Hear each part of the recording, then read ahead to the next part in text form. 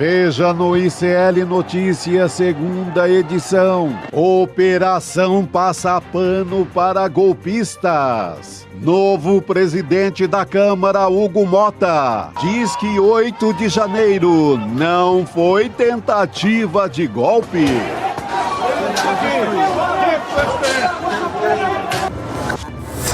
Ninguém come dinheiro.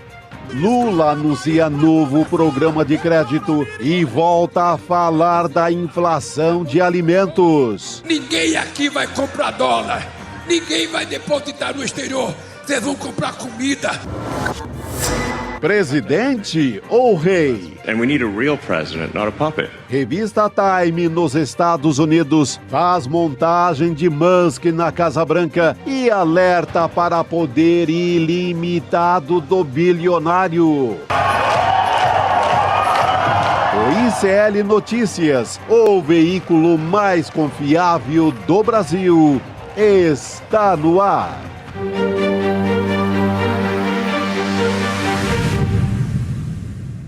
Olá, boa noite, seja muito bem-vindo, seja muito bem-vinda. ICL Notícias, segunda edição, está no ar. Estamos ao vivo nos canais do Instituto Conhecimento Liberta, Eduardo Moreira no YouTube e também no canal da Voz Trabalhadora. Boa noite para você também que nos assiste no Rio Grande do Sul por meio da Pop TV. Chico Sá, Rodrigo Viana, boa noite. A gente começa essa sexta-feira com imagens um tanto quanto estarrecedoras, né? Queda do avião, você está falando, Gabi? Queda do avião. Impressionante. Caiu em São Paulo. Né? Para quem não é de São Paulo, né? E eu imagino que muita gente viu essas imagens ao longo do dia, mas aqui em São Paulo, logo depois de decolar no Campo de Marte, caiu esse avião, que era um avião pequeno. Voa 1 minuto. Olha só as imagens na nossa tela agora. Voa 1 minuto e despenca. Ali na Marquês de São Vicente. Numa área do estádio do Palmeiras, perto né? do Para estádio quem do não é de Palmeiras. São Paulo, acho que é uma boa referência ali. A gente, infelizmente, teve 2 mortes, o advogado Márcio Carpena, dono da aeronave, e também o piloto Gustavo Medeiros. E a gente tem 6 pessoas feridas também, 5 pessoas que estavam num ponto de ônibus. Rodrigo, imagina você estar ali na Marquês de São Vicente, no ponto de ônibus. Eu vi uma outra imagem de baixo do momento que o avião cai, da altura mais ou menos dos carros, assim. É impressionante, que daí ele bate e formam-se 2 bolas de fogo. Né? Esse é o ponto de ônibus, né? Ponto de ônibus. O estado que ele ficou. Meu Deus do céu. E atingiu um ônibus onde não havia passageiros, né? Por sorte, assim. Mas, enfim, nesse caso nada é sorte. Mas, assim, morreu o advogado que é o dono da aeronave, ele tinha comprado em dezembro, né? Um advogado gaúcho. Sim. Tinha comprado o avião há pouquíssimo tempo a ele. O piloto e o advogado. Fez várias postagens no avião e tal. E conversou com os amigos um pouco antes de levantar. Mandou mensagem, fez stories, né? Na rede social. Um pouquinho antes de levantar voo ali de Campo de Marte. E eu já cobri, acho que 2 acidentes de aviões que caíram ou chegando ou saindo de Campo de Marte. Um aeroporto para aviões de pequeno porte em São Paulo. Infelizmente eu também já. Já, né? Já. Ali Mas naquela região. é o 3º aeroporto mais movimentado do Brasil. Que loucura, né? Loucura. Mas só desses aeronaves particulares. Táxi aéreo. É sempre muito, muito chocante, né? Assim, a imagem de acidente aéreo numa área densamente povoada, né? Enfim, um avião de pequeno porte, olha o estrago que causa, né, Gabi? Exato, e a gente teve muita gente comentando, né, sobre a quantidade de notícias como essas que a gente tem visto ultimamente, né? Aviões de pequeno pequenos. porte. Exato. Eu não sei, eu não deu tempo de fazer essa pesquisa, se por acaso houve um aumento realmente, né? Sim, um aumento. Hoje eu vi Você já viu que... O SP1 fez um levantamento, um aumento significativo. No Brasil? No Brasil inteiro. Mas será que é porque tem mais avião circulando também? Tem um número maior de voos? Não tinha esse detalhe. Né? Mais gente rica, muito rica nesse caso, né? Optando por ter um avião e se deslocar dessa maneira, enfim.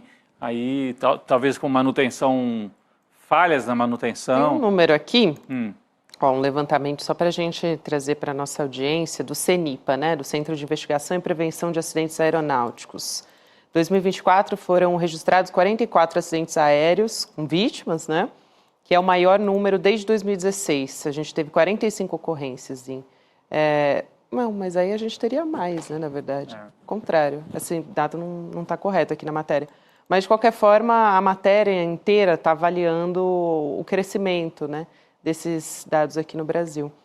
No Brasil, em específico, nesse caso, a gente está falando de São Paulo, né?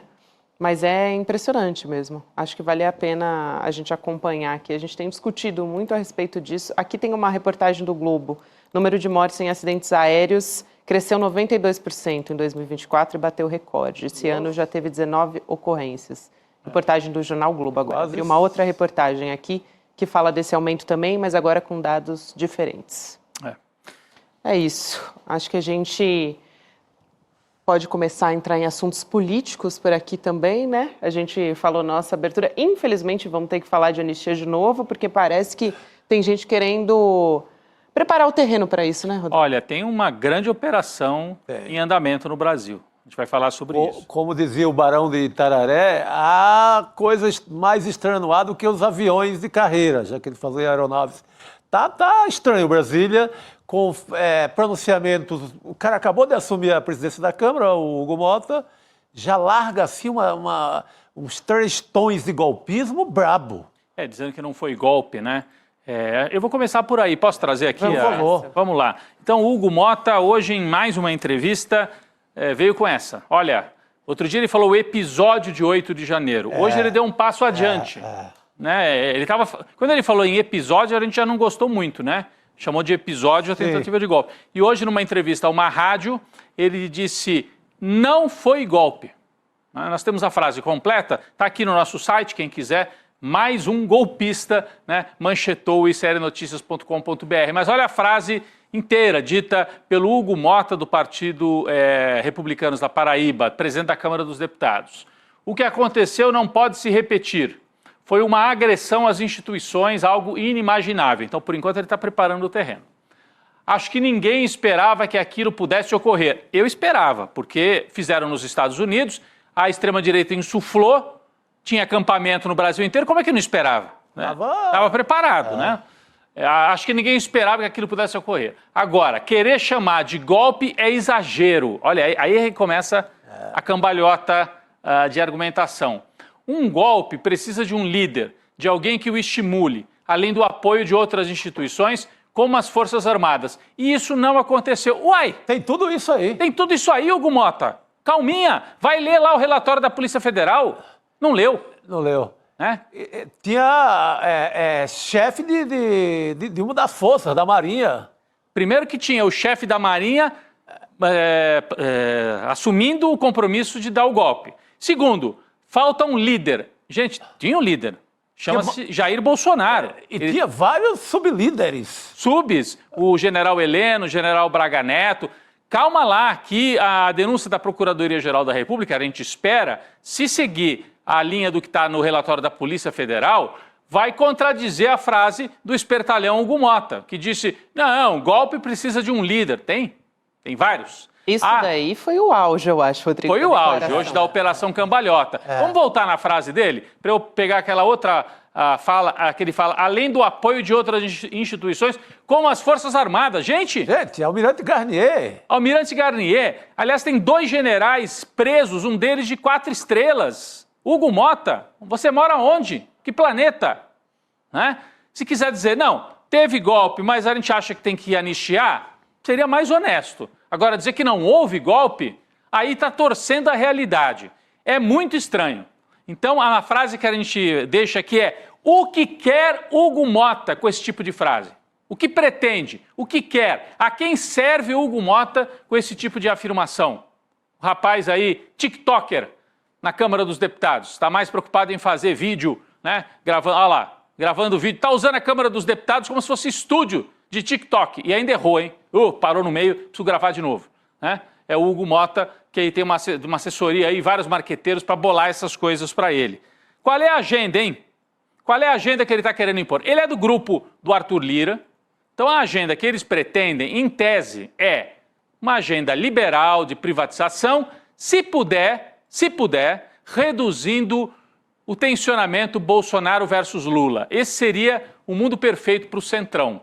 Deixa essa coisa de Lula, PT de um lado e Bolsonaro, PL do outro. Vamos tocar a agenda que interessa ao país, que é a agenda deles, dos negócios, de privatizar tudo, de fazer bons negócios.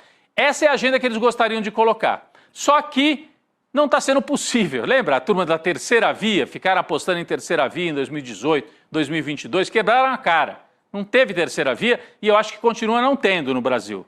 Mas essa turma gostaria de impor esta agenda. Agora, o que fica claro é que, bom, ao falar em que não teve golpe, ele está querendo beneficiar a turma da extrema-direita, né? Dar um sinalzinho para a turma da extrema-direita. Ao fazer isso, talvez um grande acordão, incluindo outros pontos. E aí eu chamo a atenção de vocês. Há uma proposta que foi apresentada ontem de emenda constitucional, trazendo de volta a ideia de um semipresidencialismo no Brasil. Proposta de emenda constitucional. O deputado autor da proposta vai estar daqui a pouquinho ao vivo aqui com a gente. Ele é do partido Podemos, do Paraná. O Rauli, né, Gabi? Luiz Carlos Rauli. É isso mesmo. Né? Vai estar ao vivo aqui com a gente para falar sobre essa proposta. O que tem uma coisa a ver com a outra? Olha, dá a impressão, Chico, de que tem um acordão rolando ali. Aliviar para o Bolsonaro, ou você aprova a anistia, ou até você acaba com essa coisa da inelegibilidade dele, muda a lei da ficha limpa. Um grande acordão para vamos virar essa página dessa disputa de 2018 e 2022, PT, Lula de um lado, bolsonarismo do outro, vamos para frente. Esse é o discurso deles, né? Para isso você tem que fazer algum gesto em direção ao Bolsonaro, que seria anistiar, diminuir as penas, talvez até deixar de ser inelegível. E ao mesmo tempo você aprova, na ideia deles, uma proposta de semipresidencialismo. No passado eles falavam parlamentarismo, com todas as letras. Mas agora estão preferindo chamar de semipresidencialismo. Isso não é uma ideia que surgiu assim da cartola deste deputado, que daqui a pouco nós vamos ouvi-lo aqui. É entender, é importante entender o autor da proposta. Mas não é uma proposta que surgiu só da cartola deste deputado. Quem que fala muito de semipresidencialismo? Gilmar Mendes. Gilmar Mendes em seminários internacionais, aqueles promovidos por lobistas, alguns por empresários e tal. Toda hora está o Gilmar Mendes dizendo que o ideal para o Brasil seria um semipresidencialismo. O que é o semipresidencialismo? É como tem em Portugal e na Itália. Né? Manda o parlamento com o primeiro-ministro. O presidente fica um pouco como uma figura decorativa. Não chega a ser a rainha da Inglaterra, mas é quase. Em Portugal, o presidente tem algumas atribuições, mas quem governa mesmo é o primeiro-ministro. Na Itália, a mesma coisa. Né? Na Alemanha também. Então, é um parlamentarismo que o Gilmar prefere chamar de semipresidencialismo, porque sabem que parlamentarismo não cai bem junto ao povo. Então, chama de semipresidencialismo. Olha essa manchete aqui, ó, da Carta Capital, do dia 23 de janeiro, agora há pouco, comecinho do ano. Semipresidencialismo estará em discussão neste ano, diz Gilmar. Ele mandou avisar. Durante um seminário, o presidente da República dividiria o poder com o primeiro-ministro, eleito pelo Congresso Nacional. É uma maneira de esvaziar as ruas, esvaziar os confrontos entre direita e esquerda e colocar o poder na mão de um Congresso. E quem que manda no Congresso hoje? Quem é que compra? Quem é que tem os mandatos, em boa parte? Poder econômico, setor financeiro, centrão. Né? Então, você modera, você elimina o conflito Lula-Bolsonaro na marra, baixando o decreto de que quem vai mandar é o Congresso. Bom, vamos ver um trechinho dessa matéria aqui que o Gilmar Mendes explica na Carta Capital, né, o que seria o semipresidencialismo. O ministro do Supremo, Gilmar Mendes, afirmou nesta quinta, isso foi no final de janeiro, mas eu pensei aqui porque está, né, no contexto atual ainda, que a adoção do sistema semipresidencialista, abre aspas, está na agenda de 2025. E a gente não sabia, né? Não. Está na agenda dessa turma, de uma certa elite que se encontra em convescotes aí, empresário, político, juiz, ministro da Suprema Corte, tramando assim, olha, como é que a gente pode fazer para o poder ficar mais controlável, hein? E aí, aqui, ó, estará na agenda, estão colocando na agenda. Há reformas institucionais que também precisam ser discutidas. Aí o Gilmar diz, Gilmar Mendes, o Michel é o Temer, tá? O Michel, eu e outros discutimos um pouco lá atrás e chegamos a formular um projeto. É um tema que certamente já está na agenda de 25 e sobre o qual nós teremos que nos debruçar, afirmou durante um fórum empresarial na Suíça. Na Suíça. É bom discutir semipresidencialismo na Suíça, né? É uma beleza. Aliás, pertinho de onde está o dinheiro de muita gente que vai se beneficiar com esse semipresidencialismo. Muitas vezes as pessoas falam, vocês ficam debatendo, vocês pensam que estão aonde? Na Suíça? né? Eles estão na Suíça. Eles estão na Suíça. Mentalmente na Suíça. Eles estão mentalmente na Suíça. Mas vamos daqui a pouco ouvir o deputado Raul para ele explicar de onde veio essa ideia de semipresidencialismo, que na prática é um parlamentarismo. Olha, gente, ideia de implantar parlamentarismo já houve, né? Ideia não, já houve tentativa formal e chegou-se a implantar nos anos 60, um pouquinho antes do golpe de 64. Você lembra disso? Em 61, vamos contar essa história aqui. O Jânio, presidente eleito, renuncia. Quem era o vice? O Jango. Trabalhista, getulista. E o Jânio renuncia. Onde é que estava o Jango no dia da renúncia? Na China comunista. Visitando a China comunista. Aí, os militares que já detestavam o Jango, porque ele era herdeiro do trabalhismo, do Getúlio, falam: Jango não toma posse como presidente. Está vetado, não toma posse. E ele era o presidente constitucional. Ficou naquela, toma posse ou não toma posse. O Brizola comandou uma resistência lá no Rio Grande do Sul, chamada Rede da Legalidade, armou o povo na rua e falou: toma posse porque é o que diz a Constituição. Vai tomar na marra. E aí ficou aquele conflito. Apareceu um desses que fazem essa tentativa de conciliação eterna, Tancredo Neves, e apresenta a seguinte proposta: calma lá. Deixa o Jango tomar posse, sob parlamentarismo. Tira o poder do Jango. E aí os militares se acalmaram. Então pode. O Jango toma posse desde que tenha parlamentarismo. E quem que aí foi o primeiro-ministro? O Tancredo, durante alguns meses. Então o Jango tomou posse sem poderes e o parlamentarismo se implantou em 61. Nós temos aqui a sequência desses textos que explicam um pouco, né, o protesto de Brizola, gerou essa comoção. Enquanto durou o impasse, Goulart não poderia retornar ao país. Quando finalmente pôde regressar, aterrissou no Rio Grande do Sul, onde Brizola o aguardava, né? E aí tiveram essa solução de parlamentarismo, que durou quase 2 anos. Porque em 63 fizeram um plebiscito e aí o povo falou: não queremos mais parlamentarismo. Durou 2 anos. Foi um golpismo, foi uma saída para o golpismo. Em 63, o Brasil votou pela volta do presidencialismo e daí deu plenos poderes para o Goulart, para o Jango. Então, o parlamentarismo já foi uma tentativa de golpear o Jango durante 2 anos. Ele volta em 63, começa a governar e cai em 64, aí derrubado pela força das armas. Então, teve essa tentativa e essa implantação em 61, 62. Depois, gente, em 93, após a Constituição atual, havia previsão de um plebiscito para decidir se o Brasil teria ou não um parlamentarismo. Os tucanos, o PSDB, investiam muito nisso. Aí, em 1993, eu votei nesse plebiscito. Você podia escolher, você quer monarquia, você quer república, você quer monarquia parlamentarista, república parlamentarista. Bom, o parlamentarismo perdeu de lavada. Vamos para a próxima aqui. A manchete são os arquivos que lembram esse plebiscito de 90... não, esse aqui ainda é da época do Jango, ó. Chegou a hora de dizer não, era a campanha do Jango para derrubar o parlamentarismo. Esse aqui já é 93, nesse aqui eu já votei, né? Votei pela República Presidencialista, o meu voto foi esse. Também, né? Cravei lá. República Presidencialista, mas tinha opção até de monarquia naquele plebiscito. E você podia escolher a monarquia parlamentarista, eu escolhi a República Presidencialista, 93. Perdeu o parlamentarismo, por isso que não pode colocar de volta. Por isso que, em vez de falar parlamentarismo, estão chamando de semipresidencialismo. Quem é que estava por trás muito desta campanha parlamentarista? Tem até um panfleto aqui que eu trouxe, que é a próxima imagem.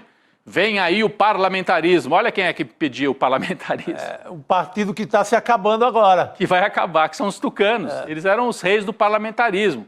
Tem até uma defesa, eu acho que você pode, na teoria, defender o parlamentarismo, do ponto de vista teórico, cientistas políticos e tal. Mas por que ele só vem no Brasil ali a galope no golpe? Sempre, né? Nunca vem assim no meio do nada, num cenário de paz, ninguém está discutindo, não. Ele vem sempre quando a direita não tem candidato, sabe? É muito estranho. Fernando Henrique, quando foi presidente com poder, aí o PSDB não quis saber de parlamentarismo. Não discutiu mais. Não discutiu mais. Mas quando estavam fora do poder, aí queriam parlamentarismo. Impressionante, né? Então, essa história de parlamentarismo, de tirar poder do presidente, no Brasil, vem de longe, como diria o próprio Brizola. O Gilmar Mendes, de certa forma, é herdeiro disso daqui, né? Porque ele foi nomeado para o Supremo pelo Fernando Henrique.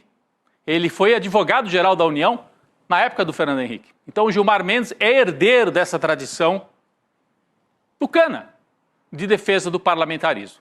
Mas daqui a pouco a gente vai ouvir o autor da proposta atual, o deputado Rauli, para ele explicar melhor. Só queria trazer esse contexto e mostrar que parlamentarismo, tirar poder do presidente, é uma história que vem de longe aqui no Brasil. Se a direita tivesse um candidato forte, tivesse tudo arrumadinho, não estavam falando de semipresidencialismo. É que eles estão com medo ainda do que possa acontecer, de perder o controle. E perder o controle pode ser o Lula ganhar mais um mandato, e aí talvez sem tantas amarras como ele tem atualmente, ou quem sabe um outsider, alguém que não seja controlado pela elite, como é que é, o Marçal da vida, um cara desses. Achei que você ia dizer Gustavo Lima. Também pode ser, mas assim, alguém que não tenha tantos compromissos, que seja mais amalucado, e aí foge do controle da elite tradicional brasileira, que prefere um jogo controlado, né? Ou eles fazem o jogo controlado com a extrema-direita, que é o Bolsonaro, como já fizeram em 18 com o Paulo Guedes, ou então ficam tramando essa volta de semipresidencialismo. Nós vamos debater mais daqui a pouco, Gabi. É isso, Rodrigo. Daqui a pouco a gente vai ter aqui o deputado autor da proposta junto com a gente, o Rauli, para conversar a respeito disso. Antes, queria falar um pouco dessa história do presidente Lula ter falado hoje que o governo vai lançar programas de ampliação de crédito para a população. Ele disse que vai ser a partir da semana que vem, né? E não deu detalhes, mas levantou essa história. Ele disse que mais informações vão sair em breve, vão ser divulgadas em breve. Agora, ele falou sobre isso durante uma cerimônia na Bahia. Ele estava entregando obras, né, do novo programa de aceleração do crescimento. E aí a gente tem uma fala do presidente Lula que a gente vai discutir agora. Vamos dar uma olhadinha. Muito dinheiro na mão de poucos significa miséria de muitos. Agora, pouco dinheiro na mão de todos significa melhorar a vida de todo o povo brasileiro. E é por isso que nós vamos fazer muitas políticas de crédito desse país. Porque a hora que o dinheiro começa a circular na mão das pessoas, ninguém aqui vai comprar dólar, ninguém vai depositar no exterior. Vocês vão comprar comida, vão comprar roupa, vão comprar material escolar e vocês vão melhorar a vida da cidade de vocês. Aí também acho que dá para perceber uma tentativa do presidente Lula de pautar a discussão de novo, né? Parece. Já está até usando, a gente estava falando aqui enquanto assistia o vídeo, está com um bonezinho, está com um boné branco, inclusive, mas a né? queda do Brasil e dos brasileiros, e fazendo a frase que ele se repete há muitos anos, desde as primeiras campanhas, né? Que quando o pobre recebe dinheiro, mesmo que seja pouco, como é muita gente, isso faz girar a economia. É o povo que não põe o dinheiro em conta no exterior, Sim. vai consumir aqui, vai comprar comida. É dinheiro que movimenta, que corre. É dinheiro que circula no mercado interno. Agora, o Lula não explicou bem, ou a gente não tem os detalhes ainda, desse programa que seria de crédito para facilitar a compra de comida, inclusive, né? Nós estamos nesse ponto, né? É realmente um problema, nós estamos com essa questão e todo dia o presidente está se vendo na obrigação. Ninguém perguntou, ele falou, né? Nesse caso aqui, era um evento público. Ele né? puxou a discussão. Ele puxou a discussão, então é algo que vai ter que ser enfrentado cada vez mais pelo governo do Lula. O pessoal aqui no nosso chat está percebendo que Lula voltou às ruas, né? Voltou a... Até usaram o termo aqui, campanha, né? Na verdade, ele está voltando a falar diretamente com a população, não só tendo uma estratégia nova ali de comunicação, de redes e tal, mas também está recuperado, né? Depois de cirurgia na cabeça, está voltando para o palanque. Parece com um pouco mais de vigor até, né? Mais vigor, com certeza. Acho que em comparação ao final do ano passado, a gente tem essa mudança, né, Chico? E a situação pede também o Lula mais vigoroso, né? Aquela queda de popularidade pede esse Lula nessa melhor situação para ele, que é olho no olho das pessoas, da massa, ele no que a gente costuma chamar de Brasil real, interior da Bahia, na rua, na vida do povo, perto da feira, perto do universo real das pessoas. Esse é o Lula que rende. É o Lula que rende mídia, é o Lula que multiplica. Então ele está fazendo o que já deu muito certo com ele. Eu concordo e acho que realmente, Chico, pede essa demonstração de vigor, né, que ele está demonstrando. E acho que é uma estratégia política muito clara, né, do Lula. Ele realmente, normalmente reage assim em momentos como esse, né? Demonstrando que está ali, demonstrando que está pensando, está falando sobre lançar, quer dizer, talvez, eu nem sei, porque às vezes muita gente que trabalha ali com o presidente Lula, né, fala isso. Ele sempre acaba falando um pouco mais do que pode falar. Talvez nem pudesse ter ali dito que vai ter um programa de crédito, mas ele já coloca, entendeu? Está inaugurando uma obra e já fala de outra coisa. Fala de outra coisa. E o ritmo agora tem que ser esse. E o pessoal aqui no nosso chat reparando que o boné branco que o Lula estava usando tinha a bandeira da Bahia. Muito bom. A Bahia é dos brasileiros, nesse caso dos baianos, porque o Lula estava falando diretamente ao povo da Bahia, lançando essa obra ali no PAC, na Bahia, né? Eu não tinha reparado, pelo menos aqui na imagem mais aberta no meu monitor, eu não tinha conseguido ver que era a bandeirinha da Bahia. Aí fez ontem uma entrega no Rio de Janeiro, né, de um hospital, obras no hospital. Corre para a Bahia, um estado onde o Lula é muito popular, onde o PT está há vários... Agora já é o 5º mandato. Há vários governos, há vários mandatos. Então tem que movimentar essa máquina... todo dia, né? Agora, ainda acho que falta uma coisa, mais vigor de rede social, que não vai ser obtido, por exemplo, em campanhas publicitárias convencionais. E eu digo isso porque tem agora o Sidônio se reuniu com as 4 agências que têm as contas do governo. Aquilo me dá uma preguiça. A preguiça. Você tá ali, Propeg, não sei o quê, aí vai um brief de uma... vamos brifar a situação do país. Aí vai lá falar para aquelas agências de publicidades assim, um pouco envelhecidas. E essas agências, às vezes, têm a conta do governo federal, do governo do estado em São Paulo, que é da oposição ao Lula. Eles dominam tudo. Exatamente. Aí, qual será a passionalidade de um anúncio desse? Beira o zero, né? Aquele anúncio frio que passa no intervalo do Jornal Nacional, ninguém vê, mesmo no intervalo do Jornal Nacional, porque é banalizado na linguagem total da TV. Aí entra aquele governo para todos, ou assinatura ali, governo popular, seja o que for, dinheiro torrado. Dinheiro torrado. Um moleque bom de internet lá no Campo Limpo, aqui em São Paulo, num coletivo, faz muito mais. Precisava ter uma... É isso que o PT tem esquecido. O PT tem esquecido esse moleque de periferia que num coletivo faz muito mais barulho. Eu estava lembrando daquela publicidade que entrava, que era do Bamerindos, na época do falecido Banco Bamerindos, que contava histórias de brasileiros pelo Brasil. Aí tinha um caráter assim mais humano, né? Personagens. Personagens. Pessoais. Você sensibiliza, né, as pessoas. Exatamente. E o Lula consegue quebrar isso quando fala com o povo também. Você viu? Teve uma hora que entrou uma imagem das mulheres, principalmente ali na plateia e tal. Emocionadas. A hora que ele falou a frase de pouco dinheiro na mão de muitos rende muito melhor do que muito dinheiro na mão de poucos. Isso. Né? Assim, é algo que tem que ser repetido sempre, parece óbvio. Mas o povo gosta e precisa ouvir isso. Agora, tem gente que não gosta, né? Quando o Lula vai falar, volta para a base, né? Tem gente que não gostou muito, né, Gabi? Eu ia comentar justamente a respeito disso, porque enquanto a gente está vendo, né, essa retomada, vamos dizer assim, de um Lula bastante altivo, desde a saída do hospital, na verdade, né, já deu uma entrevista, assim, querendo demonstrar esse vigor assim que saiu, mas agora está muito mais. Aí muita gente comentando estratégia do Sidônio, né, tem que ir mesmo para a rua e tal, tá fazendo, como é que a gente chamou ontem aqui, as viagens do presidente Lula?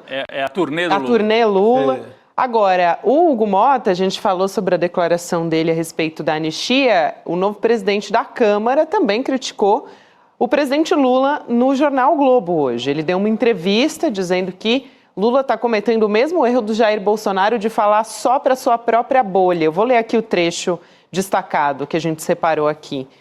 Não podemos, abre aspas, tá? Não podemos, em um país complexo como o Brasil, ficar refém de posicionamentos ideológicos. Quem mais precisa quer resultado. O governo precisa entender isso. Não adianta Lula fazer o que Bolsonaro fez e ficar o tempo todo falando para uma bolha que o faz errar. Não tem governo que traga crescimento sem discutir responsabilidade com as contas públicas. Fecha aspas. Me desculpa. Aí é o Hugo Motta falando para o cercadinho dele, que é o cercadinho do mercado. Falando para o jantar do Esfera. Do Esfera. Do Esfera do João Camargo aqui em São Paulo, com bons vinhos, champanhe, canapés e etc. É muito engraçado ele dizer, não adianta o Lula ficar falando para a bolha. Que incomoda, a hora que o Lula vai para a base, vai lá na Bahia e fala uma frase como ele falou hoje, Ele está realmente falando para o povo dele, mas tem que falar, porque é um momento em que o governo não sofreu um ataque deliberado por parte do mercado que poderia chegar a tentar derrubar o governo. Então o Lula está falando, eu vou me segurar com os 30%, 35% que estão comigo. Está falando sim para esse. Mas o Hugo Mota quer o quê? Que o Lula fique fazendo almoço, jantar só com a turma do Centrão? Ele também conversa com o Centrão. Mas se ele perder esses 30%, 35%, já era. E é isso que eu aqui na abertura falei, que o projeto da turma do Centrão é a ideia liberal de privatização e, se possível, esvaziando os opostos, que ele chama, a polarização. É a frase dele, a de agora. Né? Não adianta ficar refém do projeto ideológico como o Bolsonaro.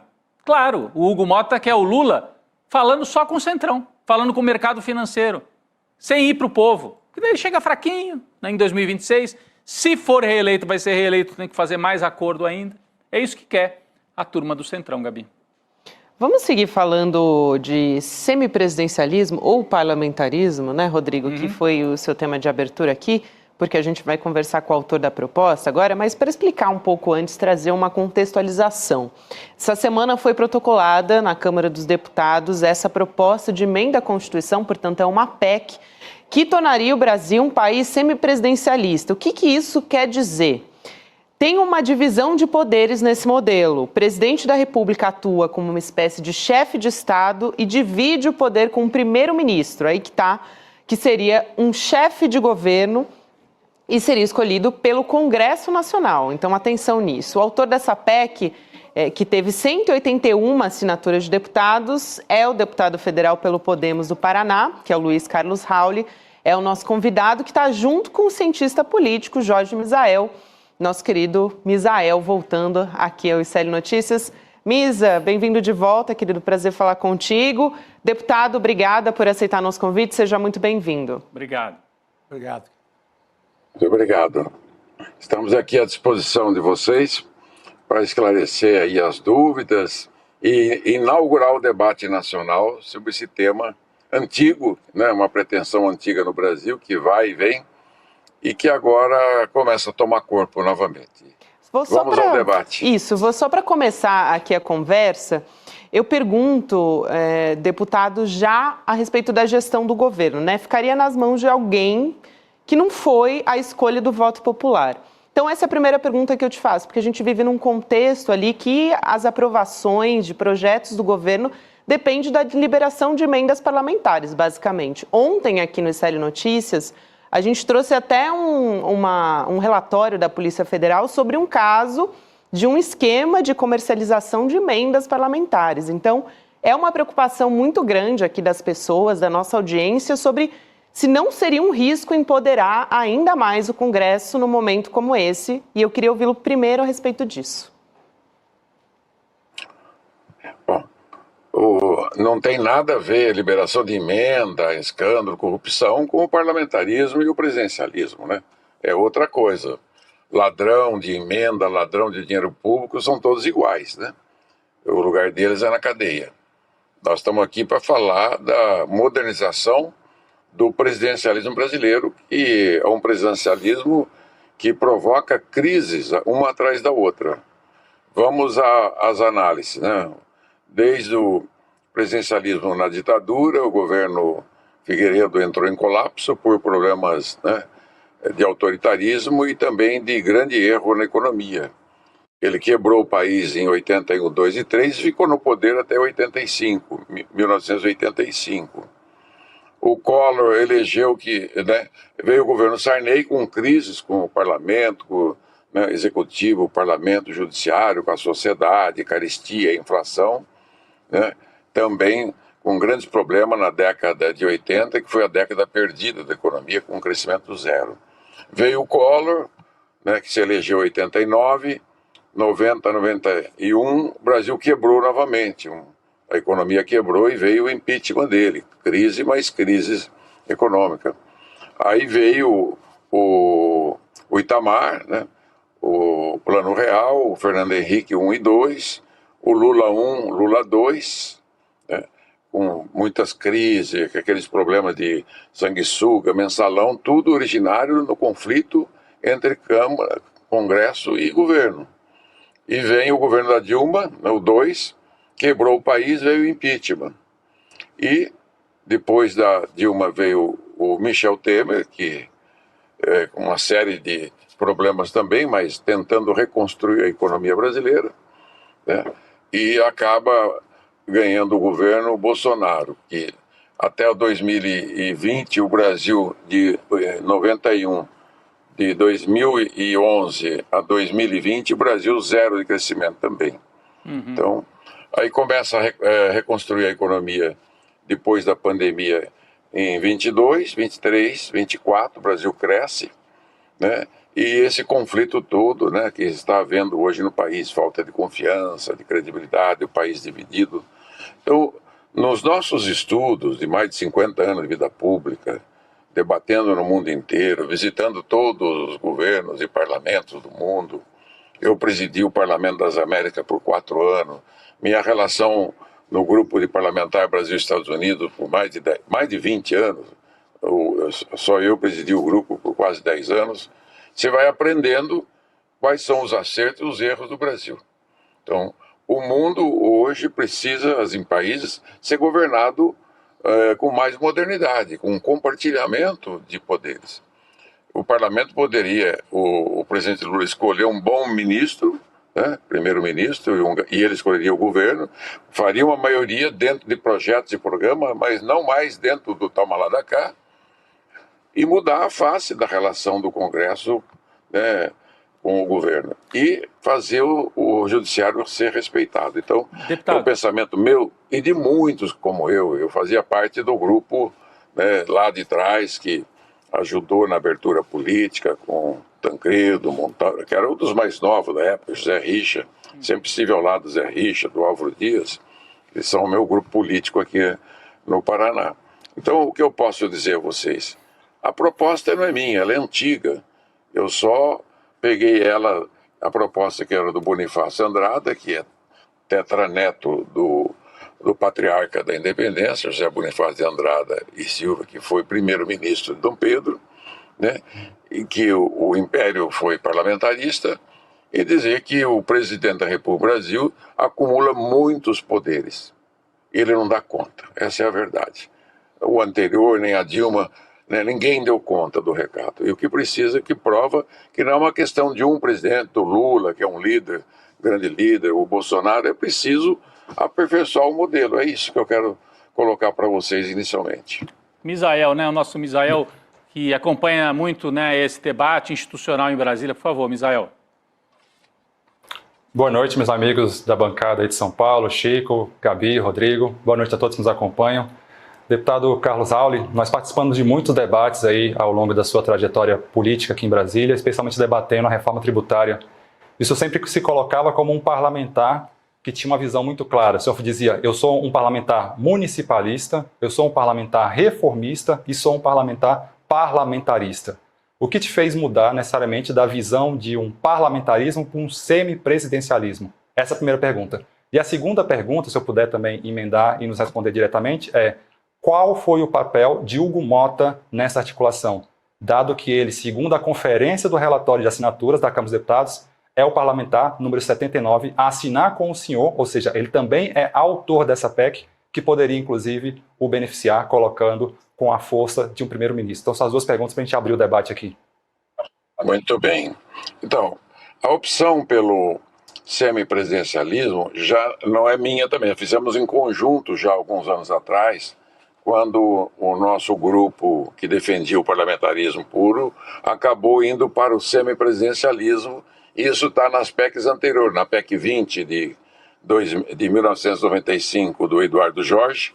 Nós trabalhamos essa PEC por mais de 2 décadas, até que ela foi caducada, porque ela não ia para frente, então tem essa mudança no regimento interno da Câmara. Ela já tinha passado pela Comissão de Admissibilidade, Constituição e Justiça. Então eu realmente evoluí para o semipresidencialismo, e todos nós, porque é mais fácil você dar um passo, né? E a característica do povo brasileiro que quer ter um presidente da República, ele quer ter um líder como o Lula, né? Ele quer ter um líder como o Bolsonaro, ele quer ter um líder. Então, os líderes que são chega a presidente da República, aos governos estaduais e prefeitura, por necessidade, eles têm que ser mais populares, né? Têm que buscar o voto popular. E essa responsabilidade precisa, né, ficar bem claro que a arte de governar nos dias de hoje das empresas, os donos, fundadores de empresas, todos vão para o conselho, né, presidir os seus conselhos das suas empresas e colocam gerentes, administradores, né, que são profissionais da atividade.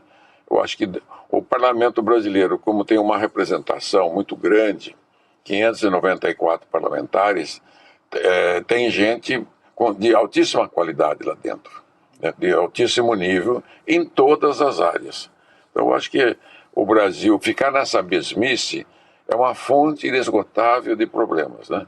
Uma fonte inesgotável de conflito.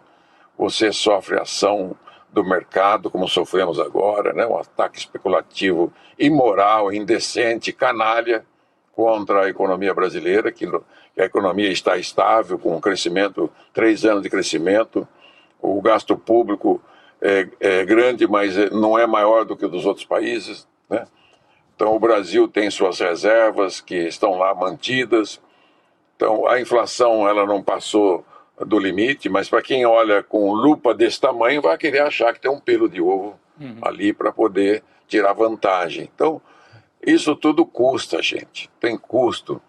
13% de juros Selic é pior do que você ser assaltado, vem aqui uma nação poderosa e tomar e levar tudo do Brasil. Sim. Estão drenando todas as nossas riquezas. Todas as nossas riquezas. Não é só nisso, nas renúncias fiscais. Mota, nessa articulação da PEC, se eu puder... Misael, o Hugo assinou antes. Eu, sabe, como eu sou o decano, eu fui lá com jeito, eu falei, olha, Hugo, a grande bandeira que está aí latente é o semipresidencialismo. Não, eu sou a favor. Então assina aqui, né? Antes, na campanha. Então ele realmente demonstrou muito interesse. Tanto quando ele, na campanha, ele falou do semipresidencialismo, né? Na posse e depois nas entrevistas. Eu acho que ele está bem centrado. Ele não assumiu o compromisso de implantar, ele assumiu o compromisso de discutir a matéria. É o que nós devemos fazer. A exaustão, trazer comparativos, colocar o modelo francês, que para mim é muito bom, o português, em que o presidente não é tão forte quanto o da França, e vamos discutir a exaustão, isso para poder amadurecer dentro do Congresso esta matéria. Chico, eu quero passar para você, eu só queria insistir, porque aqui no chat as pessoas estão dizendo que o deputado não respondeu diretamente a minha pergunta sobre a questão do voto popular, né? Está mudando o sistema político nacional sem a participação popular em um Congresso que tem muitos problemas relacionados à liberação de emenda. Então, eu queria insistir na pergunta, mas passar também para o Chico fazer a sua consideração. Por favor, Chico. Então, eu respondo, nós temos mais votos. O Congresso tem mais votos que os presidentes da República. A soma dos nossos votos é maior do que a soma do voto recebido pelo presidente da República. Mas os deputados que vão escolher quem é o primeiro-ministro. Quem escolhe são os parlamentares, não é a população. Essa é a diferença. É porque nós representamos uma parte da população, né? Nós representamos o voto popular, mas somos um dividido em 513. Na verdade, é uma representação em 513 representações. Nós somos o povo. Como que não? Não é o presidente da República que é o povo. O Congresso Nacional, a Câmara dos Deputados, é o povo representado. Eu acho que aí falta, né, uma luz nessa discussão para que se faça, né, realmente a observação correta. Deputado, eu entendi, né, toda a argumentação teórica, é interessante, é moderno, etc. Mas o senhor não acha que cheira um pouco a golpismo num cenário em que você tem o Lula ainda forte para a próxima eleição e você tem a direita sem candidato no momento, ou sem candidato forte? Não pode parecer muito golpista na visão popular? Olha, não, viu, Chico? Não, porque nós podemos implantar para daqui a 10 anos, não tem problema, né? Nós queremos discutir a matéria. Se for um golpe para o Lula, é um golpe para o Bolsonaro também, tá? Mas o Bolsonaro é inelegível. Já está com o senhor está acreditando na anistia, deputado? Não estou dando anistia para ele, não. Só estou dizendo que se nós implantarmos o parlamentarismo já com o presidente da República, quem vier para o próximo mandato pode ficar tranquilo. Nós podemos colocar para daqui 4, para daqui 8 anos. Né? Então vamos tirar esse cheiro de golpe. Nós queremos o aperfeiçoamento, não estamos preocupados com a próxima eleição. Tanto que na reforma tributária, a minha PEC 110 e a 45, nós colocamos a entrada em vigor em 27, no próximo mandato. E não esqueça que o Lula já vai estar batendo 80 anos, né? Ele não é o Highlander, né, também, e sabe que o PT vai ter também um problema de liderança. Quem que é o segundo homem do PT? Né? É assim, os nossos partidos, eu passei por isso também, o doutor Ulisses é o nosso grande líder, o Montoro, o Covas, o Richa, tudo isso foi passando, né? E passa, essa é a questão do tempo. Temos que pensar num processo de planejamento histórico, projetando o Brasil, sem medo, né? Como vocês gostam de dizer lá do PT, sem medo de ser feliz.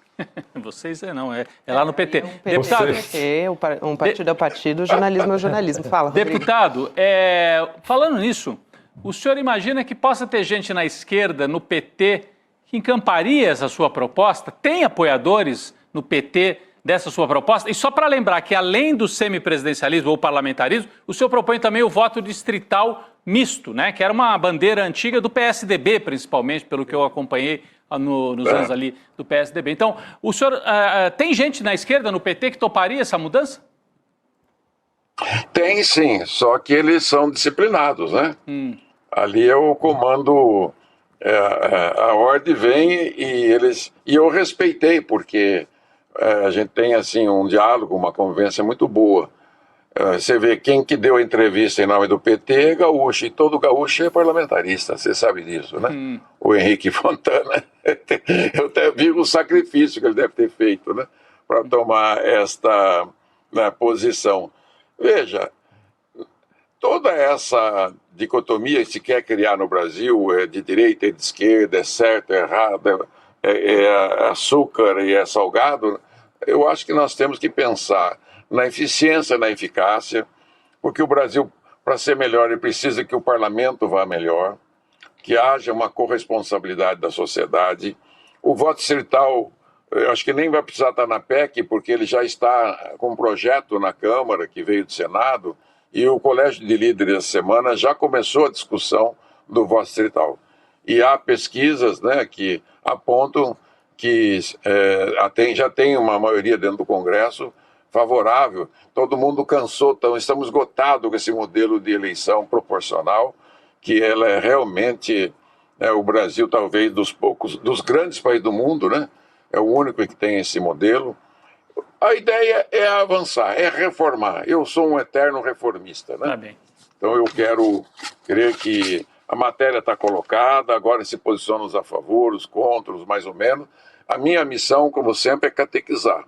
Assim como eu fiz, o Misael acompanhou com a tributária, foram 32 anos catequizando, falar o IVA é um imposto muito melhor que o ISS, ICMS, IPI, PIS/COFINS. O IVA é uma regra de negócio que vai ajudar a economia, vai acabar com a guerra fiscal, vai acabar com renúncia fiscal, acaba com a inadimplência e esmaga a sonegação. É dentro desse propósito. Eu, nessa idade que eu estou, a única coisa que eu posso fazer é aquele meu conhecimento, acumular meu conhecimento e colocar à disposição do país. Muito bem. Quando eu coloco uma posição lá dentro do Congresso, eu tenho mais respeito do que eu tinha quando eu cheguei com 40 anos, em 1991. Né? Muito bem, deputado. Gabi, mais alguma? Não, estou bem. Eu queria só agradecer aqui o deputado Luiz Carlos Rauli aqui pela gentileza de estar com a gente. Muito boa noite, deputado. Até uma próxima. Obrigado, deputado. Obrigado. Obrigado a vocês. Me manda o link. Tá um abração, que eu quero passar para os meus contatos. Muito legal. Gostei de vocês, hein? Valeu, muito obrigado. Boa. Equipe muito boa. Alegria grande. Valeu, abraço, deputado. O Misa fica aqui junto com a gente. Misa que é cientista político e que acompanha a política de Brasília lá no dia a dia e tem uma avaliação, né? Posso fazer uma pergunta para ele sobre isso? Claro, óbvio. Eu queria perguntar assim, a gente já teve plebiscito em 93, nessa Constituição, essa Constituição de 88, que eu até mostrei aqui, Misael, teve campanha, tinha até monarquia, república, presidencialismo, parlamentarismo. Foi derrotado o parlamentarismo. Não teria que passar por um plebiscito? Também, né? Essa é uma pergunta que não deu tempo de fazer aqui para o deputado. Não teria que... Já teve um plebiscito derrotando o parlamentarismo. Agora vão aprovar na Câmara sem passar pelo voto popular? Seria uma PEC, né, que mudaria a ideia do plebiscito ou não, né, Misael? Até porque o deputado estava ali dizendo que os parlamentares são, né, o povo, mas são 513 parlamentares, né? Uma diferença de 60 milhões de votos. Até para reforçar essa questão do plebiscito, eu acho. Diga, Misael. Esse é um debate bastante profundo em termos constitucionais, sociais, históricos. Talvez a gente não tenha tempo hábil para esgotar todas as nuances envolvidas nesse debate. Opa, travou aqui o... Tivemos alguma interrupçãozinha. Voltou, Misael, retome. Você estava falando que é um debate complexo? Não retornou. Não retornou. É que frisou a imagem dele com uma cara séria, parecia que ele ia retomar, né? Porque é complexo, né, Chico, Gabi? Porque também pode haver... A Constituição atualmente prevê presidencialismo. Aí você, através dos deputados e senadores, reforma com uma PEC a própria Constituição e estabelece o parlamentarismo. Mas na origem a Constituição dizia que só poderia mudar o sistema... No plebiscito. No plebiscito. Era uma cláusula pétrea, me parece. Tanto que foi feito e o parlamentarismo dançou, perdeu feio. E eu acho que é até por isso que eles chamam de semipresidencialismo e não de parlamentarismo. Porque parlamentarismo você não pode implantar assim. E coloca outra ideia, né? Que, coloca uma ilusão de que o povo vai escolher o presidente, vai não sei o quê, mas com o poder totalmente esvaziado. Sim, o presidente ficaria com o poder, depois se o Misael voltar, mas assim, de nomear os ministros da Suprema Corte, comandar as Forças Armadas e relações internacionais. Governo mesmo é o primeiro-ministro. Olha, eu temo muito por isso. Se acontecesse agora, o temor gigantesco seria... A indústria da emenda vai mandar no país mesmo. Sim. O rei do lixo vai pautar o Brasil. O rei do lixo, o Marcos Moura, que é aquele esquema bilionário de emendas lá da Bahia, ligado à União Brasil. E junto com isso, você tem os grandes grupos, a Constituição Civil, sempre elege ali 40, 50 deputados. O agro elege mais... 150 a 200. Os evangélicos, para pegar uma religião que não deveria nem ser debate, mas no Brasil é. Mas tanto, você pode ter a ilusão de que é democrático, mas você tem setores da economia ou da religião mandando em tudo. Sabe, você nunca teria um presidente popular que quebraria um pouco esse esquema dos grandes conglomerados com uma medida popular, com uma medida para botar o povo para comer mais, e etc. Então, eu temo que fique um pequeno condomínio de quem tem grana no Brasil. Uma espécie de oligarquia, né, Gabi? Eu entendo, na teoria o deputado tem razão. É bonito. Os deputados representam fatias da população, aí você junta 513, eles estão representando. Mas na prática, o parlamento, infelizmente, no Brasil, é capturado pelos interesses oligárquicos. E onde você tem a chance de quebrar isso? Quando você elege um presidente com voto popular, que daí tem que negociar, né? Tem que negociar com quem foi eleito nessa base que o Chico estava explicando aqui. E tem uma questão, eu acho também, que não estou aqui querendo dar uma resposta pronta, né? Mas é um questionamento mesmo no sentido de esvaziamento de representação política também. Porque hoje a gente tem um congresso que é tomado pela centro-direita, pela extrema-direita. Tem quase 100 deputados do PL eleitos nessa última eleição. Então, como que ficaria a representação progressista nesse modelo? Eu me questiono. Teria que batalhar para eleger. A proposta do deputado, eu li a PEC, tá? E ela está assinada por 180 outros deputados, incluindo Hugo Mota, como o Misael fez questão de frisar aqui na pergunta dele. Ele propõe o voto distrital misto. O que é o voto distrital misto? Você divide cada estado, vamos dizer, São Paulo tem 70 deputados, metade elegeria pelo distrito, tem 35 deputados por distritos. Tá. Os outros, pela lista. Então eu quero que eleja do PSB, eu quero que eleja do PDT, do partido do Kassab, do PT. E aí, uma parte viria pela lista. Então a esquerda teria que batalhar para eleger pela lista, dizer, olha, votem na lista de esquerda, ou em cada distrito conseguir eleger o seu, né? Alguns distritos conseguiriam, outros não, né? Então é uma disputa que se daria num outro formato, né? Pela proposta dele. Misael voltou, tá com a gente? Acho que ele pode retomar. A gente está com muitas questões aqui, Isso, Misael. Diga lá. Volte para falar com a gente, para nos iluminar nessa sexta-feira.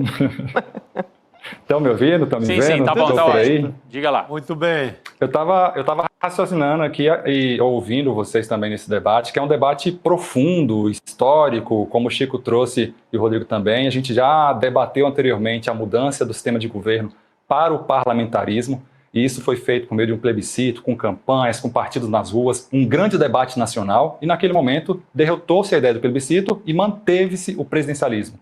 Ou seja, a nossa sociedade, em mais de uma oportunidade, já confirmou o seu interesse e a sua vocação presidencialista. O que acontece é que agora colocar um semipresidencialismo no meio desse debate pré-eleitoral reacende uma série de anseios, medos e questões que não foram solucionadas ainda. A primeira delas que eu queria colocar para a gente pensar é: nós estamos num ano pré-eleitoral. Eu disse no ano passado que esse debate brasileiro, em que cada ano par tem uma eleição e cada ano ímpar tem uma reestruturação importante no nosso sistema político, é um problema. A gente não para de discutir e disputar a eleição. Todo ano par tem eleição, passamos por um ano passado, vamos ver outra ali na frente, e todo ano ímpar tem uma mini reforma estruturante. Isso é um problema. A gente não consegue sair dessa parafernália de discussões intermináveis e eleições que nunca acabam. Então, é muito importante a gente estar atento nessa proposta, porque, para mim, uma sinalização clara do amplo envolvimento e direto envolvimento do atual presidente eleito da Câmara dos Deputados, Hugo Mota. Ele disse que ele assinou antes de ser eleito presidente, e ok, mas tem ali um compromisso pela discussão. E a discussão quer dizer o seguinte: ela vai tramitar, meus amigos. Eu queria colocar aqui de forma bem clara: essa proposta de emenda à Constituição vai tramitar. Nos próximos dias vai ser instalada a Comissão de Constituição, Justiça e Cidadania. E é para lá que essa PEC vai, Chico. E chegando lá, vai ter um relator para dizer se a proposta é constitucional ou não. Ou seja, é um debate longo. A gente está apenas nas primeiras páginas. E não adianta esperar que o judiciário vai intervir e vai solucionar. Não, é um debate nacional. O que me preocupa é o time. O time me parece desencaixado. A gente não estava com essa grande questão colocada. Existem outras questões prioritárias nesse momento que não foram resolvidas e meio que o parlamento está invertendo a ordem.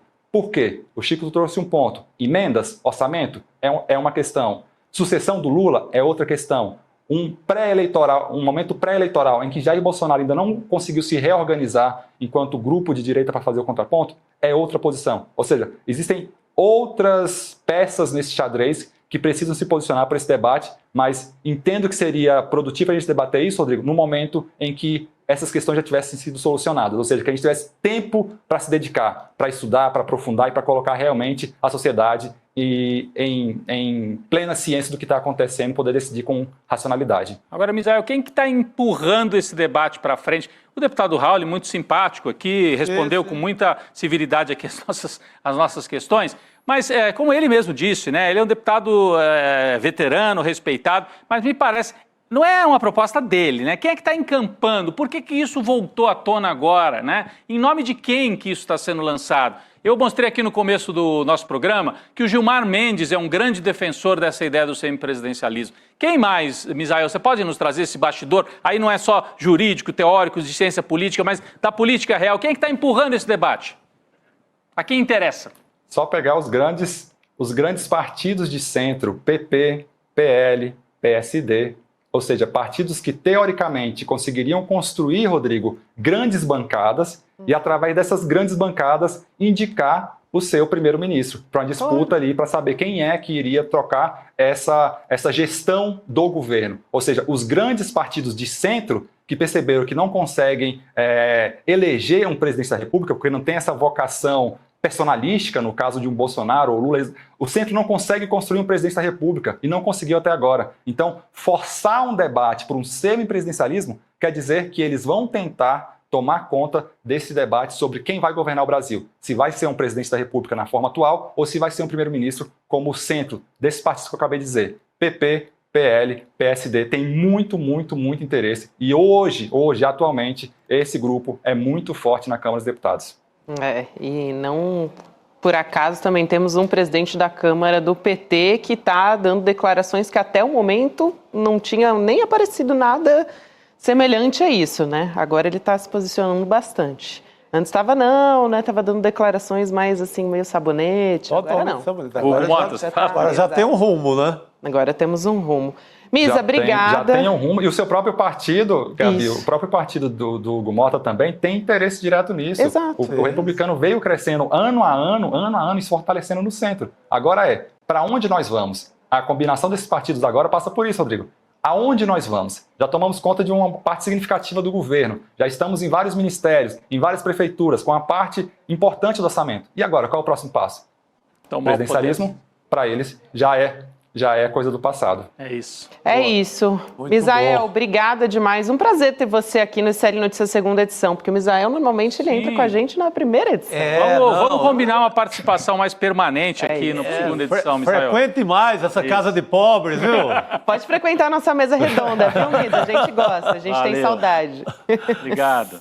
Sempre que convidado for aqui, estarei com muito prazer. Bom, é isso aí, querido. Muito bom, querido. Obrigada, até uma próxima.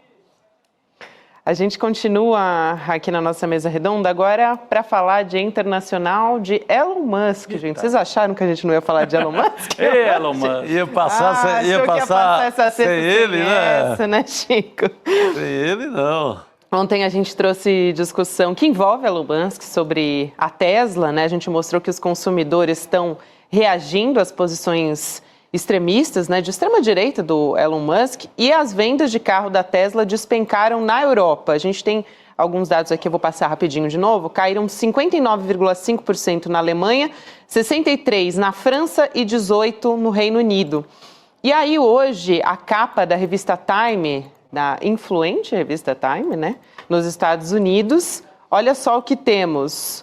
O Elon Musk sentado na cadeira presidencial, gente. A gente pode até, acho que, encher a tela, né, para as pessoas conseguirem ver direitinho o Elon Musk sentado na mesa.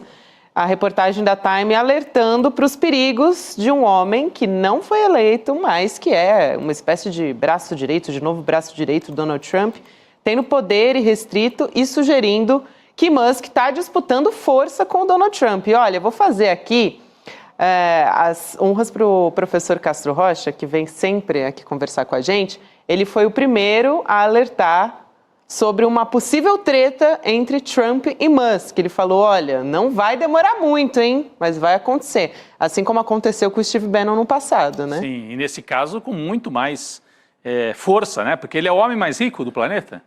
Já tinha o poder econômico, agora tem o poder político. Acesso a todos os dados administrativos oficiais do governo dos Estados Unidos. O Trump chamou para dentro de casa talvez alguém para disputar poder com ele. Chamou um pirata. Talvez ele faça a pirataria do Trump. A pirataria, assim como a pirataria em muitos momentos é um pouco o capitalismo do capitalismo, sim. O Trump pode ser, o Elon Musk pode ser esse pirata que vai fazer um governo dentro do governo. Sem dúvida, defendendo os interesses das empresas dele, mas visando, quem sabe, Gabi, você acha impossível imaginar o Elon Musk candidato a presidente pelo Partido Republicano na próxima eleição? Porque lá nos Estados Unidos tem esse debate, né? 2 mandatos, o Trump fez o primeiro, depois perdeu e agora está fazendo o segundo. Teoricamente ele não pode concorrer a essa reeleição, eles vão tentar mudar isso lá também. Mas se ele não puder, qual é o nome mais popular, mais forte hoje lá no Partido Republicano? Tem os republicanos lá tradicionais, o Rubio, o Ted Cruz e tal. Mas o Elon Musk com muito mais apelo, né? Eu acho que ele saltou na frente agora, né? Então tem esse debate que está aí na capa da Time, Gabi. Exato. E quem está muito preocupado com o Musk também é a Alemanha, porque o Musk foi até não foi uma comissão, né? Como é que você chama isso? Uma comitiva. Uma comitiva, obrigada, da AfD, que é o partido da extrema-direita na Alemanha, que tem ali um pezinho não, né? Tem os 2 pés no neonazismo. No neonazismo, exatamente. E a Alemanha tá para ter eleições no dia 23 de fevereiro, está muito preocupada também com o Musk. Daqui a 15 dias a gente vai ter as votações, a extrema-direita está muito forte, é abertamente apoiada pelo Elon Musk agora, desde que ele entrou de vez ali com o Donald Trump, não só na campanha, mas entrou de vez no governo, fez saudação nazista durante a posse, em evento de campanha, foi até ali o encontro da IFD, a gente está vendo a imagem, telão, né, a aparição dele no telão da IFD, e a justiça alemã determinou que o X, que é do Musk, né, que é do Elon Musk, deve liberar informações sobre as postagens que podem influenciar nas eleições, especialmente mensagens que contenham fake news. Eu acho importante, Rodrigo, mas eu fico um pouco preocupada, porque as eleições são daqui a 15 dias, né? A justiça, às vezes, não atua, acho, em conformidade com a emergência política que a gente tem das coisas, né, Chico Sá? Total, pô, que isso? E o quadro na Alemanha é o seguinte, a direita tradicional, que é o antigo partido da Angela Merkel, está em primeiro lugar. Mas está sim com a AfD. A AfD está em segundo. Colada. E a diferença é que a Angela Merkel era centro-direita, mas claramente antinazista. Ela falou, não temos nem que sentar para conversar com esses caras. Aí veio o atual líder do partido da Angela Merkel, que é o CDU, né? Diz, não, veja bem, tomou posições próximas da AfD.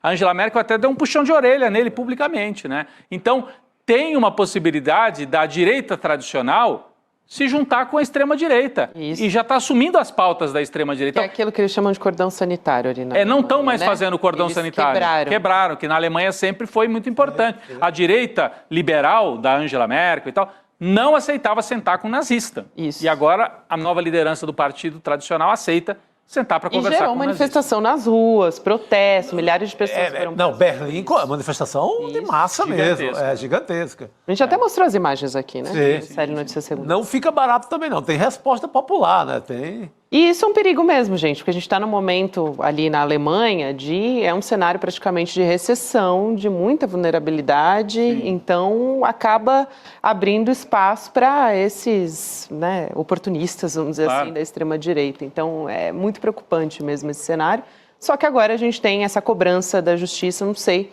até que ponto isso é efetivo ou não, mas fato é que ele tem que receber algum recado, né? A extrema-direita deve ter pelo menos 20% do parlamento, é muita coisa. Né? É muita coisa. Um de cada 5 alemães topa votar nos herdeiros do nazismo, é isso. É isso. Vamos chamar agora Luiz Nassif para conversar com a gente a respeito disso? Cadê Luiz Nassif nessa sexta-feira com a gente? Boa noite, Nassif. E aí, pessoal? Tudo bom? Tudo bem. Olha, o mundo é pequeno demais para dois egos do tamanho do Trump e do Musk. Não dá, Por isso que o Musk vai para Marte. Viu? A Casa Branca, pelo menos, não aguenta, não. Acho que não cabe dos dois ali, viu, Nassif? Agora vai ser interessante se o Musk, com toda essa política anti-imigração, o sul-africano se candidatar a presidente aí dos Estados Unidos. É o fim do sonho americano, viu? É verdade. Assim. O Steve Bannon já deu umas provocadas nele por conta disso. É verdade. Diz que ele não é um americano nato, né? Porque ele veio da África do Sul, né? Ele é um imigrante rico. Aí pode. A diferença é essa. Como os pais do Trump eram também, né? Ô, Nassif, o que você achou, hein, dessa história da Tesla, as vendas despencando na Europa e essa espécie aí de manifestação, vamos dizer, né? De reação, vamos dizer assim, a partir dessas ações escancaradas de extremismo, saudação nazista e por aí vai, do Elon Musk. Fantástico, fantástico. Outro dia eu estava conversando com uma especialista em marca, e essa história do acabar com a ESG aí nas empresas, o Trump dando a palavra de ordem às empresas acabando com direito de minorias, esse negócio todo aí, cotas, responsabilidade social... Ela falou, não vai acontecer nada, porque a imagem da empresa é que vale. O consumidor tem uma função de fiscalização e de boicote, né? E tem um outro ponto também, a Tesla, que tentou até tomar o poder na Bolívia por conta do lítio, tem uma outra revolução a caminho aí, que a China desenvolveu um motor com base no sal, que tem muito mais reservas do que o lítio também, né? Ou seja, a revolução tecnológica chinesa está começando, né? Então, mas esse boicote é fantástico, mostra que você tem uma reação. Vai ser interessante, porque dentro dos Estados Unidos, a sociedade civil está começando a se organizar contra essa ultradireita. Então você tem em vários lugares, aí você tem as pessoas se reunindo, como desenvolver um discurso para convencer o público mal informado e tudo, né? Então essa reação eu acho que vai acontecer por aqui também, vai acontecer. Na Europa está acontecendo, né? Porque a Europa continente decadente, a Alemanha perdeu muito do poder que tinha em função das políticas da Merkel, mas ainda continua o centro da civilização ocidental. Não são os Estados Unidos aí. Os Estados Unidos a Europa teve um período aí, obviamente, colonial aí, a Inglaterra, na Índia, tudo que foi terrível, né? Mas esse iluminismo começa na Europa. E quando você começa a ter uma mudança, um aprofundamento da democracia social, que foi enterrada aí por essa ultrafinanciarização, se dá na Europa, né? Agora a questão é como que o Brasil, como que nós aqui vamos reagir contra essa onda avassaladora da ignorância, né? É da ignorância, porque você pega agora, por exemplo, os imigrantes nos Estados Unidos votaram no Trump. Muitos. Votaram no Trump. Você tem aqui no Brasil, por exemplo, uma resistência muito grande à inclusão social, vem dos ex-incluídos. Então você tem todo um processo aí que você tem de conscientização. Eu discuti com o Frei Beto na época, que ele falava, poxa, ele põe o Bolsa Família, mas não politiza. O que é politizar? É mostrar que aquilo é um direito dele que foi conquistado por conta dele, por conta do voto dele, tudo, né? Então, quando aqui começaram a acabar com as políticas públicas aqui, Temer e Bolsonaro, não teve reação. A única reação veio timidamente aí dos estudantes, né? Mas essa questão do boicote à Tesla aí é fantástico. Esse cara ele vai terminar como inimigo público número 1, os dois, né? Os dois. Eu duvido que o Trump chegue até o final, gente. É muito... Ele está enfrentando essa selvageria dele, porque no começo, veja bem, no começo você não tem ainda as vítimas. Então ele começa, ameaça daqui, ameaça dali, faz essa basófia daqui, acaba vai acabar com a ONU, vai acabar com... Gradativamente começam a aparecer as resistências. Por exemplo, vai colocar imposto em cima do México lá, já cria um conjunto de inimigos que pode ir para a China. Internamente, nos Estados Unidos, os importadores são prejudicados. O consumidor americano vai ser prejudicado em determinado momento. Então, a quantidade de problemas, de bombas de efeito retardado que ele está acendendo, aí são muito grandes, sabe? Sim. Muito grandes. E a legitimidade dele é só em cima de uma ultradireita que, num certo momento, consegue pegar os ignorantes aí, inclusive com a fé, né? Ele, outro dia, vai criar um comitê em defesa da fé cristã aí. É inacreditável. Aliás, o Dória aqui era um grande candidato, é que não teve o mesmo fôlego aí. Eu acho que o Brasil é um pouquinho melhor aí do que os Estados Unidos também, pelo menos está punindo o pessoal que invadiu de 8 de janeiro, né? Os Estados Unidos mal conseguiu também, né?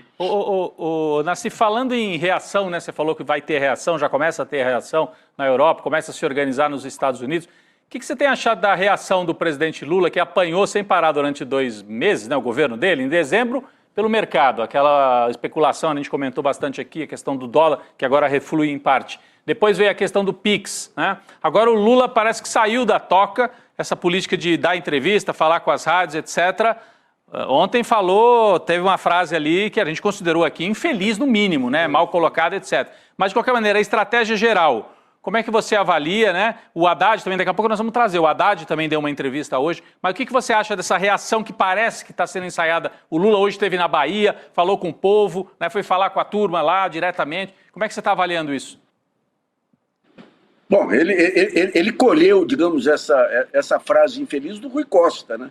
O Rui Costa ser o guru do presidente da República é demais, né? Eu acho que está faltando o essencial. Está faltando o essencial ainda, que é a projeção de futuro. Você pega o Juscelino lá atrás. O Juscelino ele tinha um país esfrangalhado, golpista para todo lado, inflação, ele tinha acusação de corrupção, que nunca se comprovou depois, ele tinha as contas externas, e fez um governo consagrador.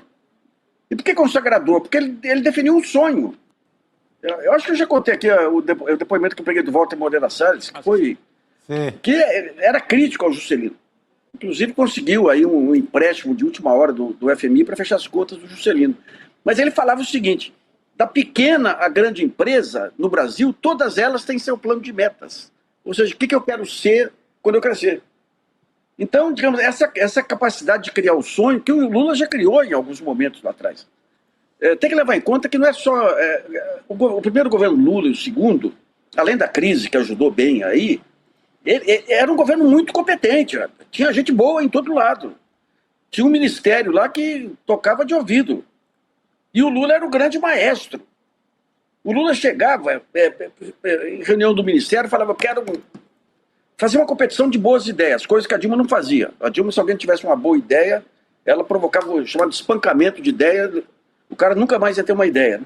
Mas o Lula provocava essa disputa, e se vinha uma ideia que ele considerava... E ele era, que nem dizia, era uma esponja. Com quem ele conversasse, ele captava informações e tudo. Daí ele pegava o ministro que deu a ideia que ele considerava boa e falava: me diga 3 coisas. O que essa ideia é boa para o país, para o povo e para o meu governo. Se ele se convencesse, na reunião ministerial seguinte, aquilo virava um programa de governo. Então, todos os outros ministérios se sujeitavam àquilo. Inclusive os ministérios sociais, que eram ministérios de pouca musculatura, eles definiam orientações que os ministérios fortes, transporte, esse negócio todo, seguiam, né? Então, era um estilo de gestão fantástico. Uhum. Fantástico. Hoje você não tem, você tem um ministério aí, mas muito, muito ruim, né? Muito fraco. Uhum. E o maestro, o Lula teve outros tempos, o Zé Dirceu como maestro, e a Dilma. A Dilma, como Casa Civil lá, foi fantástica. Ela trazia ele informado, montava... Ele tinha, acho que era Miriam Belchior, que anotava nas reuniões com o ministro todas as medidas acertadas e cobrava depois. Agora você não vê isso. Você vê ele sem pique, ele não está... Ele está querendo reservar o fim de semana para a vida pessoal dele, e cá para nós, né? O que ele passou aí nesse período todo aí foi uma barbaridade. Mas não tem um maestro dentro do palácio. Cá para nós, o maestro deveria ser o Haddad. O Haddad ele deveria ser o coordenador, em vez de ficar queimado aí com esse negócio do saco de maldade aí do Ministério da Fazenda, que ele tem que fazer para fechar as contas. Ele tem que ser o coordenador de um plano de metas aí, porque ele é o grande gestor, né? Então falta o sonho. Sem o sonho, ele, tudo bem, ele vai para a rua, ele tem uma boa conversa. Agora, eu vou te falar um desperdício.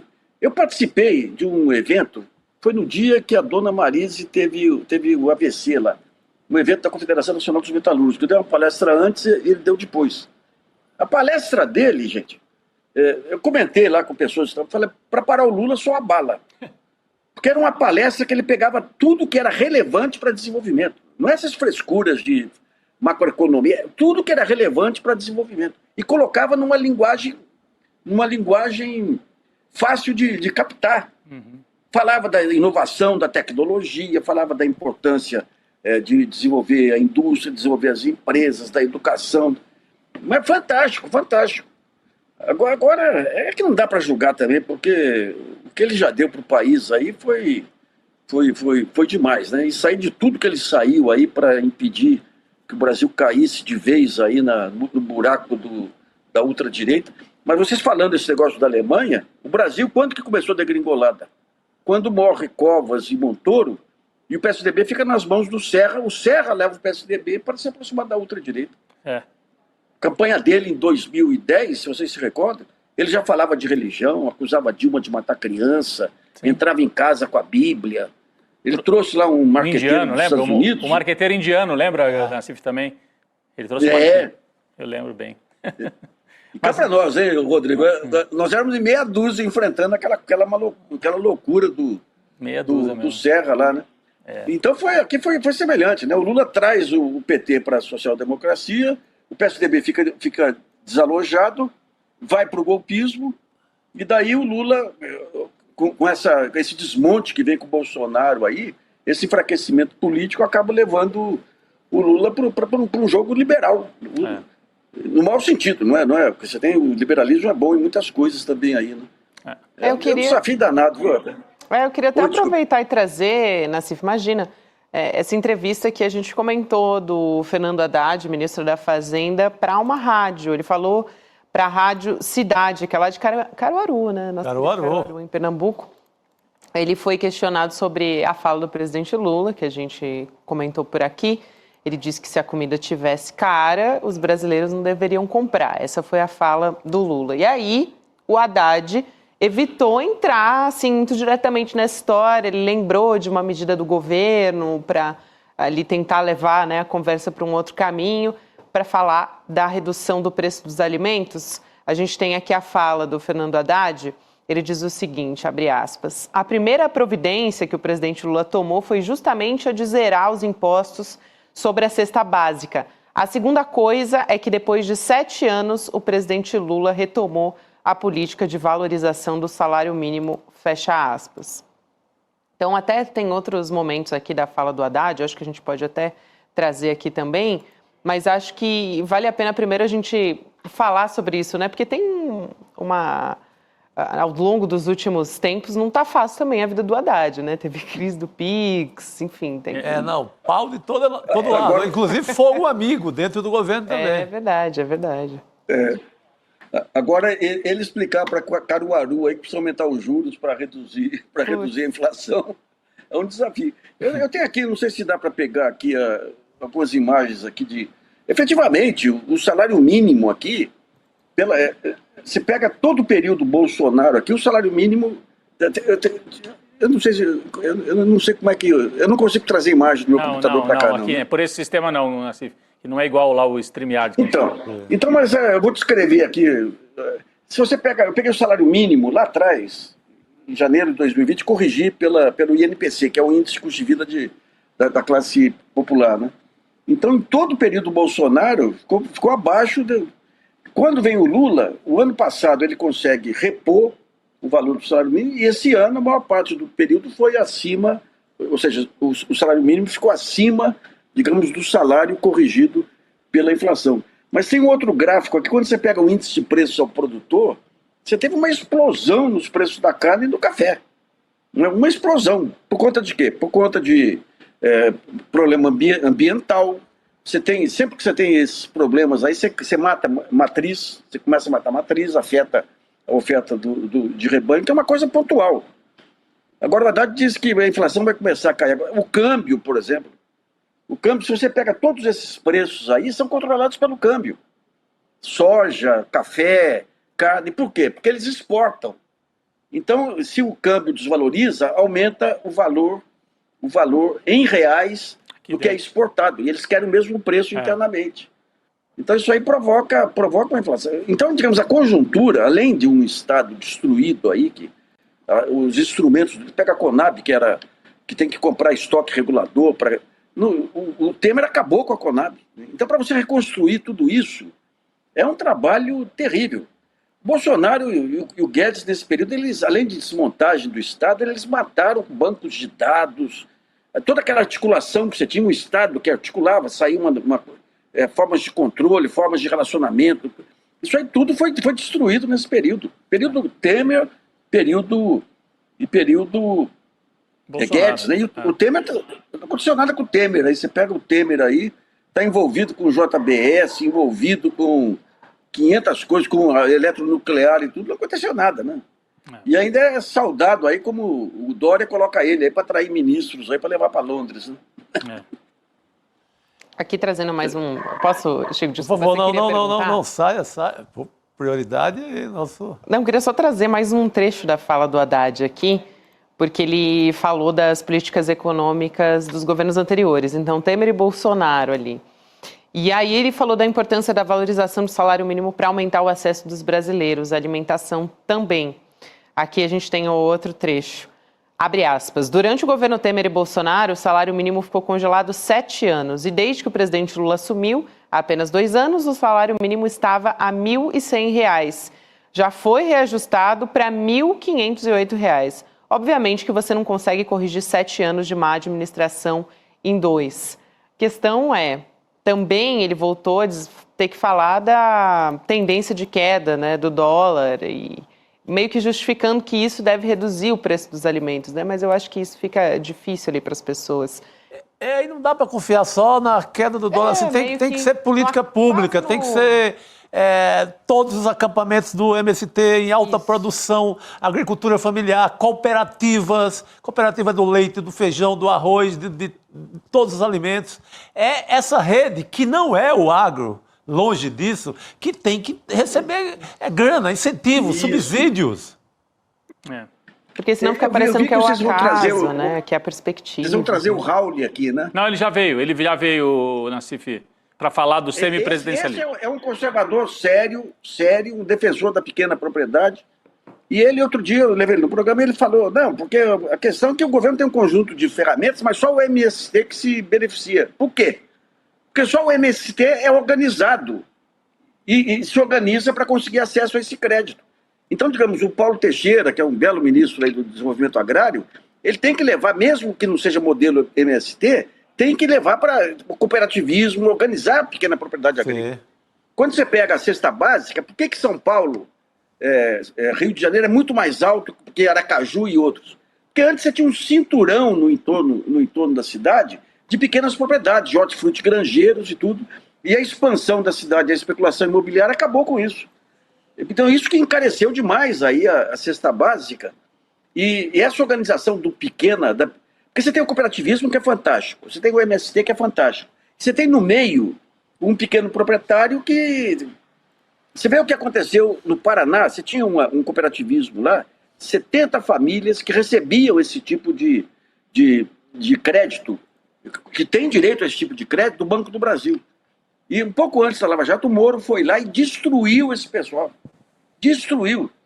Disse que os caras tinham barcos em represa. O cara fala, pô, eu moro aqui no meio do mato, aqui como que eu vou ter barco em represa? Destruiu. 70 famílias que dependiam de uma estrutura de venda e do financiamento do Banco do Brasil.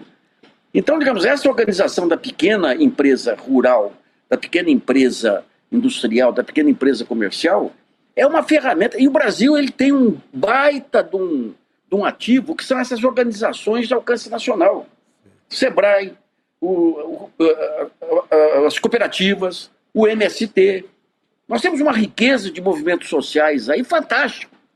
Fantástico. Outro dia teve, no Fórum Econômico Mundial, o pessoal analisando a China, falou, por que a China é tão inovadora assim? Por conta da escassez. Quando os Estados Unidos proibiram um conjunto de coisas, a China se virou. E daí, o que dizia o sujeito? Não é a abundância que cria a inovação, é a escassez. E aqui, esse período todo de ausência de Estado, ditadura e tudo, criou uma base de movimento social fantástico. Você pega aqui tem o movimento dos trabalhadores sem teto do centro, que tinha lá, tem o Ocupe 9 de Julho. O trabalho que fazem de política pública é extraordinário. O MST é extraordinário. Sim. E causa uma baita indignação, porque o MST é revolucionário? De jeito nenhum, ele está disputando o mercado. Mas o que o agricultor tradicional entra em pânico é que o modelo do MST, o cara não é dono da terra, é dono da produção. Porque se ficar dono da terra, você tem especulação imobiliária e acaba perdendo. Então o Brasil tem uma tradição aí com as conferências nacionais e tudo, que tem que ser retomada. É isso. O Lula tem que trazer isso de volta, gente. Tem que dar um chacoalhão ao Lula, pelo amor de Deus, você tem condição. Não estamos falando com um cara que não tem condição. É isso. Estamos falando com um cara que já fez isso, aí pode repetir, né? Só aí, mas o Brasil, O Brasil é bom. O Brasil é bom. Ainda mais numa sexta-noite nós temos que confiar, né? Temos que confiar. O Brasil é bom, o Brasil é bom. Ou a vida presta. A vida presta. A vida presta. Às vezes é mal cuidado e tal, mas é bom. A vida presta, Gabi. Valeu, Nassif. Boa sexta-feira. Obrigado. Para vocês também, gente. Valeu. Até mais. Gente, vamos falar da nossa aula inaugural da primeira pós-graduação aqui do ICL, em parceria com a FESP de São Paulo. A gente vai ter a aula magna Vingança dos Humilhados, entenda como as elites do país condenaram os mais pobres à autodestruição, com os professores Gessé Souza, nosso querido Gessé, e também o professor Renato Janine Ribeiro. Aula que vai ser aberta na semana que vem, quinta-feira, dia 13 de fevereiro, 8 horas da noite. Essas aulas todas são do nosso curso de pós-graduação, que vai ter essa estreia, que vai ser aberta, que vai ser gratuita para todo mundo. A gente já tem mais de 3.000 alunos inscritos, matriculados na nossa primeira turma. E a gente convida você a participar com a gente da nossa primeira aula. Você pode garantir a sua vaga em icln2.com.br. Tá bom, então, Chico Sá, para você essa semana? Opa, chega! Tá bom, né? E aí, Chega, Rodrigo? discutimos de tudo. Essa volta de férias, tá bom pra você? Uma semana parece que vivemos um mês, né? Há momentos em que... Não dá nem tempo, né? Você já volta Teve de tudo. Teve golpismo no ar, Anistia. semipresidencialismo, mudança de regime, é muita confusão num dia só, né? Num dia só. Mas estamos aqui. Semana é essa. Segunda-feira a gente já tá... Nossa, que semana, hein? Vamos nessa, então, aproveitar sexta-feira, o final de semana. Libera a Jurubeba pra gente? Libera a Jurubeba, em nome de Gilberto Gil, que é o autor da música Juro, Juro, Jurubeba. Jurubeba. Eu achei que ele falava de juros, mas não, é de Jurubeba. Jurubeba. Chega de juros, é Jurubeba. Chega de juro. É isso. Rodrigo Viana, Chico Sá, boa noite a todos que nos acompanham. Então, sexta-feira, vamos aproveitar, juízo, nem tanto, voltamos na segunda-feira. É isso. Boa. Valeu. Você sabia que o aumento de eventos como 8 de janeiro, tentativa de golpe em 2023, e o Homem-Bomba, agora em novembro de 24, em Brasília, não são mera coincidência?